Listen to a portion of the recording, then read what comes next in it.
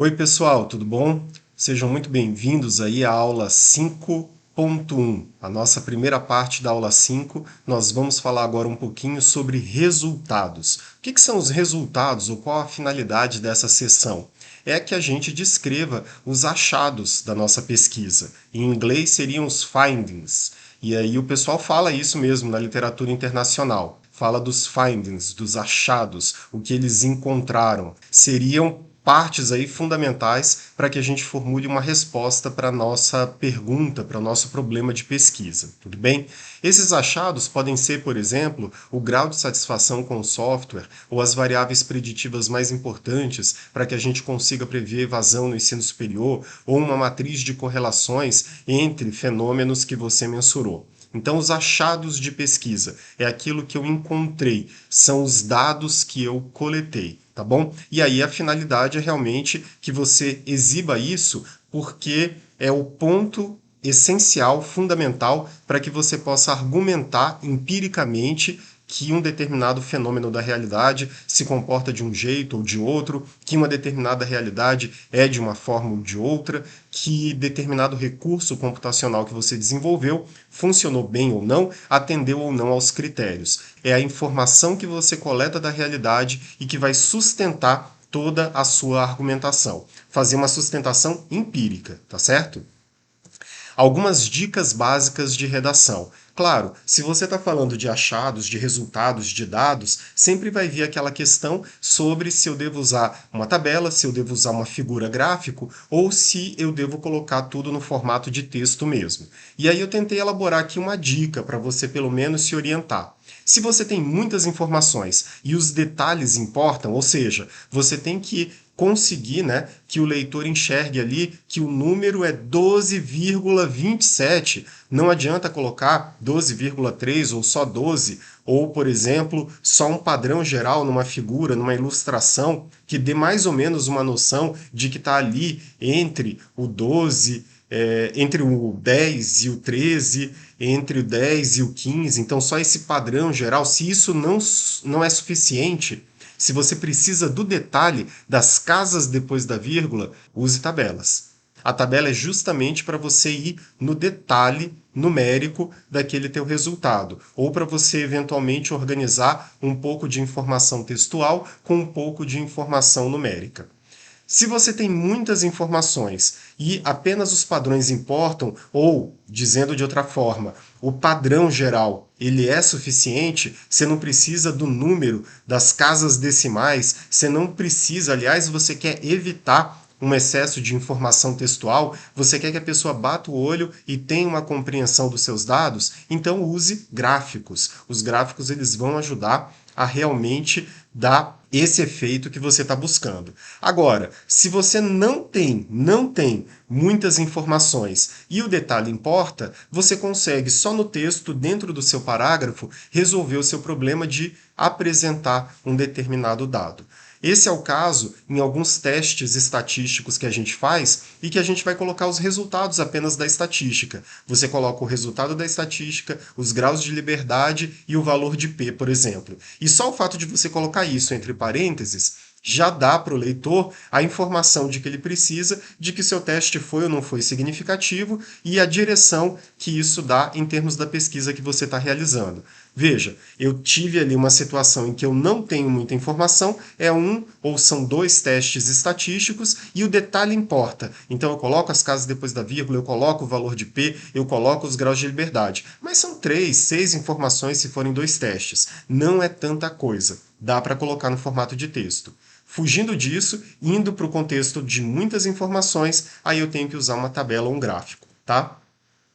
Uma dica de ouro, parece besteira, mas eu vejo que muitas vezes os alunos eles tendem a diminuir a importância de olhar outros trabalhos e de tomar outros trabalhos como modelo. Eles acabam esperando eventualmente uma indicação do orientador quando existe aí uma variedade de textos e de materiais à disposição para que eles possam verificar a partir de modelos reais de trabalhos publicados qual é o melhor caminho para eles adotarem. Até para eles poderem ter um certo grau de autonomia propor alguma coisa e só receber o feedback do orientador. Muitas vezes o aluno fica travado esperando a orientação, quando ele poderia olhar para modelos, implementar alguma coisa e só pedir o feedback. E se ele olhar para bons modelos de artigos, e aí eu já falei um pouco aqui no curso sobre boas bases de dados, né? E sobre características de artigos na computação, se ele olhar para bons artigos, com certeza ele vai conseguir ter um bom direcionamento sobre como proceder, chegando no orientador e provavelmente recebendo um feedback de que a coisa está no caminho, apenas alguns ajustes são necessários. Eu coloquei para vocês aqui alguns tipos de gráfico. Então a gente está muito acostumado com gráfico de pizza. Mas para que ele serve? Será que eu uso o gráfico de pizza em qualquer contexto? E aí eu estou destacando um contexto aqui, que eu estou pintando numa cor diferenciada, né? Eu estou destacando aqui um contexto em que ele é mais indicado, digamos assim. Não é que é um uso exclusivo para isso, mas é um contexto em que ele é mais indicado. Quando eu estou fazendo uma pesquisa em que eu tenho uma variável nominal e eu não tenho muitas categorias dentro dessa variável nominal, um gráfico de pizza representa bem as minhas informações. Ou seja, suponha que na minha pesquisa eu levantei ali a quantidade de pessoas ou a frequência de pessoas que torcem para um determinado time. E aí a possibilidade é torce ou não torce, sim ou não. Esse sim ou não é o que eu estou chamando de variável nominal. A variável que eu estou mensurando é apenas um nome, é apenas uma categoria. Então, quando eu estou trabalhando com categorias, se eu não tiver 1 milhão de categorias, mas eu tiver uma quantidade pequena, um gráfico de pizza vai expressar bem a informação que eu quero mostrar. Ok? Esse outro tipo de gráfico aqui, que é o gráfico de barras, ele é indicado, pode ser utilizado também com as variáveis nominais, mas eu estou sugerindo aqui que a gente trabalhe com variáveis que são discretas, variáveis ordinais e também seria uma possibilidade as variáveis nominais. A variável discreta que eu estou me referindo aqui é quando eu tenho um número que ele só pode ser representado num sentido inteiro. Então é 1, é 2, é 3, ele não tem casas depois da vírgula. E eu vou, por exemplo, colocar a frequência de ocorrência dessa variável discreta que está sendo representada com um número inteiro. Eu poderia, nesse caso do gráfico de barras, resolver o problema que eu tive ali com o gráfico de pizza, que é quando eu tenho muitas categorias. E aí, nesse contexto de muitas categorias, eu poderia colocar aqui, se não for exagerado, cada barrinha relacionada a uma categoria, ou cada barrinha relacionada a um valor discreto, inteiro, dentro da variável que eu estou estudando. Essa variável ordinal que eu estou colocando aqui também seria uma forma de representação de variável discreta, porque a variável ordinal ela informa sobre uma posição que eu ocupo em relação a outros elementos. Então eu posso ser o primeiro colocado, eu posso ser o segundo, eu posso ser o terceiro, eu posso estar num grau de satisfação que é de total satisfação, de satisfação parcial. Nesse caso, o número ele é sempre discreto, porque eu não vou ter uma satisfação quebrada. Normalmente a gente representa com um número inteiro. Eu não sei muitas informações sobre esse número, eu só sei que ele representa um grau de intensidade, um grau que é maior do que outro. Então, uma pessoa está mais estressada do que outra. Uma pessoa chegou numa posição de satisfação maior do que outra. Uma pessoa aprendeu mais do que outra. Mas eu não tenho detalhes num nível assim de variável contínua. Eu não tenho detalhes do tipo a pessoa aprendeu 3,25 da matéria. Eu sei que a pessoa aprendeu no nível 3, que é maior do que o nível 2, isso significa que alguém aprendeu um pouquinho mais. Eu não sei exatamente quanto, tá? Então o gráfico de barras, ele serve para esses contextos aqui. Existe um outro tipo de gráfico, aí sim a gente utiliza com variáveis contínuas, valores quebrados mesmo, tá? Em que eu crio intervalos, então todos os intervalos que estão entre, por exemplo, 2 até 5. Todos os intervalos que estão, todos os intervalos assim, o intervalo que vai de 5, por exemplo, até 10. E aí eu vejo a frequência de valores dentro desse intervalo. Então, cada barrinha dessa pode, não estou dizendo que necessariamente, mas pode representar um intervalo e a frequência desse intervalo de valores, ok? Então, só para ter uma ideia. A diferença aqui é realmente que as barrinhas estão separadas ou as barrinhas estão juntas. E uma outra ideia para vocês pesquisarem um pouco mais, eu gosto muito desse gráfico, que é o box plot. O box plot ele é bem interessante, mesmo quando a gente não tem uma quantidade grande, por exemplo, de participantes ou de dados no nosso conjunto de informações na nossa amostra, tá? E ele lida bem, mesmo nesse contexto de não existir uma grande variável de uma grande quantidade de dados, porque ele trabalha com valores de mediana e não valores de média. E aqui a gente consegue representar numa única figura não só a mediana, como o primeiro e o terceiro quartil, ou seja, 25% dos dados estão representados aqui, 75% dos dados estão representados aqui. A gente consegue colocar os maiores e menores valores que não são outliers, e a gente consegue representar também aqueles que são os pontos fora da curva e aqueles valores que são extremos. Isso é muito legal, porque eu estou conseguindo representar várias informações e ter realmente uma noção de como os meus dados estão distribuídos e quais as características dele. Servindo aqui nesse caso, seja para uma variável ordinal, ou seja, variáveis que têm valores discretos, como também variáveis contínuas. Esse é um gráfico, portanto, que ele é bem versátil, né, nesse sentido. Beleza? Para a gente fechar, eu queria dar algumas dicas finais para vocês, que é o seguinte: quer saber, de novo, né, na verdade até repetindo, se você quer saber que figura utilizar, que gráfico, ideias de gráficos para além dessas básicas, né, que eu coloquei aqui, dê uma olhada na literatura sobre estatística, desde livros sobre estatística até trabalhos parecidos com o que você está realizando, que são da área de estatística. Analise com cuidado, viu? E não faça afirmações exageradas ou ingênuas em relação aos seus dados. O seu dado, se ele é simples, beleza, ele é simples, ele é aquilo, acabou e pronto. Não inventa, não cresce muito em cima dele, porque isso pode gerar uma impressão muito negativa no seu leitor.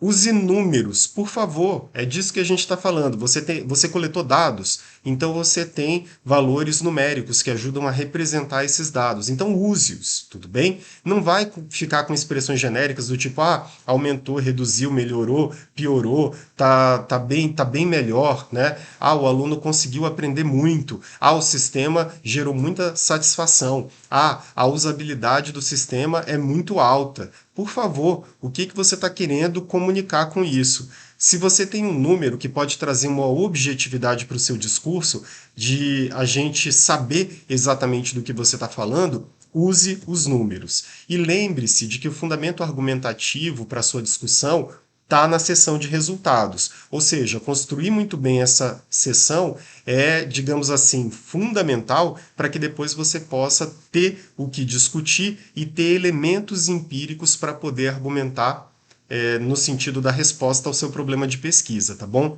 A ciência, ela não faz só trabalhos de coleta de dados, trabalhos empíricos, mas é um princípio científico que a gente deve argumentar sempre que possível, baseado nos dados. Então, a seção de resultados, ela é muitíssimo importante dentro da filosofia mesmo do que é a ciência, de você coletar informações da realidade para você poder argumentar. Essas informações podem ser obtidas num contexto de simulação, num contexto em que a gente vai pesquisar com os seres humanos, pode ser obtida a partir de documentos que a gente vai consultar. É o que acontece, por exemplo, quando a gente acessa uma base de dados e o que a gente tem de resultado são informações textuais. A gente pode conseguir informações em bases de dados que foram publicadas, por exemplo, no Kaggle, e aí a gente vai fazer um trabalho de inteligência artificial, data science com eles. As informações podem vir de diferentes fontes, mas a verdade é que a gente está sempre buscando coletar dados da realidade para, então,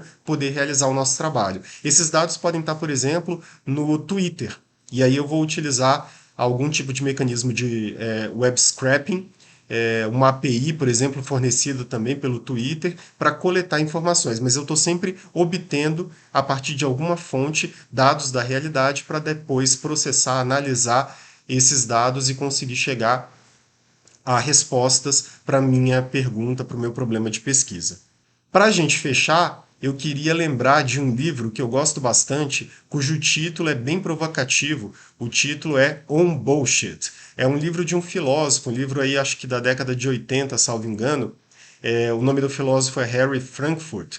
E ele diz que na filosofia já foram muito analisados fenômenos como verdade e mentira. Ele fala que a verdade acaba tendo um sentido mais próximo de aquilo que eu falo ou aquilo que eu exibo de informação tem alguma correspondência possível com a realidade, com os fatos, com a forma como as coisas se dão.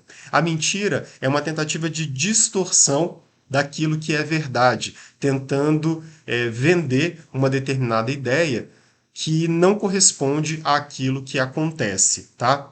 E aí ele diz o seguinte: tudo bem, isso já foi muito avaliado na literatura filosófica, mas poucas pessoas têm falado sobre um fenômeno chamado por ele de falar merda, ou falar bobagem, ou falar água, falar alguma coisa que não acrescenta em nada. E ele diz que esse fenômeno é muito interessante porque é um fenômeno que é muito diferente da mentira. Ele fala que a mentira, ela tem essa distorção da verdade. Então ela tem a verdade como uma referência. E o fala merda é um tipo de fala, de argumentação que pode acontecer no contexto científico e que ele se caracteriza por não ter a verdade como referência, porque verdade ou mentira perdem a importância. O fala merda se caracteriza por você falar alguma coisa que produza para você um efeito que seja positivo. A tua audiência concordou contigo, a tua audiência aplaudiu, a tua audiência achou bacana. E quando isso acontece, pouco importa se você está falando a verdade ou se você está falando uma mentira. O que importa é apenas o efeito social que você produziu. Isso acontece muito quando, por exemplo, a gente tem a venda de alguns tipos de soluções milagrosas para problemas de saúde, para emagrecimento, né? Então você utiliza eventualmente estatísticas, você utiliza eventualmente o discurso da ciência, mas você mistura eventualmente até verdades e inverdades de modo que o efeito que você produza na pessoa seja de compra daquele medicamento, de apoio a uma determinada ideia. E aí, se você está falando verdade ou se você está falando mentira, não importa. Qual o grau de mistura de verdade e de mentira, não importa. O que importa é que você vendeu, o que importa é que você obteve apoio. Então, o Harry Frankfurt, ele diz que esse fenômeno do fala merda, ele é até mais perigoso em termos sociais, né, e em termos de bem-estar das pessoas, do que a própria mentira. E ele é muito mais difícil de você conseguir batalhar e lutar contra ele do que a mentira. Porque como a mentira é uma inversão da verdade, você consegue lidar com ela de uma forma mais simples. O fala merda, como ele pode ter verdades e inverdades misturadas, é mais complicado de você conseguir debater com as pessoas que estão falando merda. E aí é uma coisa muito importante, porque como envolve estatísticas, figuras que você cria, formas de apresentação de dados, e como gera esse objetivo de impressionar o leitor, então eventualmente você pode ter um orientador, um pesquisador, um cientista que se impressiona com aquilo, você tem ouvintes, né, que gostam, e você tem esse elemento do convencimento, que é algo que eu tenho falado ao longo desse curso, que é importante dentro de um artigo científico. Então, se você gera convencimento, atendendo à finalidade de um artigo científico, é muito fácil a pessoa ser de alguma forma assim chamada para esse universo, para esse lado não tão bacana de você cair em discursos mais fáceis e que vão te ajudar a vender uma determinada ideia. Mas é uma luta contínua de a gente estudar, de a gente cuidar como a gente escreve, de a gente cuidar como a gente está apresentando os nossos dados, para não cair nesse tipo de discurso vazio, que eventualmente até gera convencimento, mas gera um tipo de convencimento que não promove avanço científico de fato, apenas gera um resultado bacana para a gente a curto prazo, e existe uma grande chance de que depois, conforme o nosso trabalho for mais avaliado pela comunidade científica, que ele vá ser acusado depois de ter falado bobagem. Fica aqui nessa videoaula sobre resultados esse apelo para que a gente não despreze essa busca pela verdade, pela coerência lógica e que a gente cuide dos nossos trabalhos científicos. Não importa quão simples ele seja e quão grandes sejam as limitações ou até eventualmente os erros que a gente cometeu, mas que a gente fale dos erros que a gente cometeu, que a gente aponte as nossas limitações, que a gente diga o que a gente fez e o que a gente conseguiu coletar, sem inventar, sem aumentar, sem querer forçar a barra, que a gente tenha credibilidade naquilo que a gente fala e que, por mais simples que seja, que a gente faça a nossa parte para tentar contribuir com o avanço científico da nossa área da computação, tá bom? Que a gente não fale daquilo que a gente não sabe. Por isso, eu faço mais uma vez o apelo. Não cite um artigo, um trabalho que você não leu, que você não entendeu. Não coloque uma estatística por colocar. Não aumente um dado querendo dizer que ele significa mais do que de fato o que ele significa. Seja crítico em relação ao seu estudo. Saiba encontrar essa razoabilidade entre defender a sua ideia com argumentos e defender a sua ideia a qualquer custo. Não caia nessa defesa a qualquer custo, ainda que ela vá gerar resultados positivos de curto prazo. Porque a gente tem, ainda que de forma ali bem pontual ao longo do nosso curso, uma responsabilidade com, digamos assim, o desenvolvimento da ciência de nível internacional e especificamente, né, dentro do nosso país. Beleza, pessoal? É isso e até mais.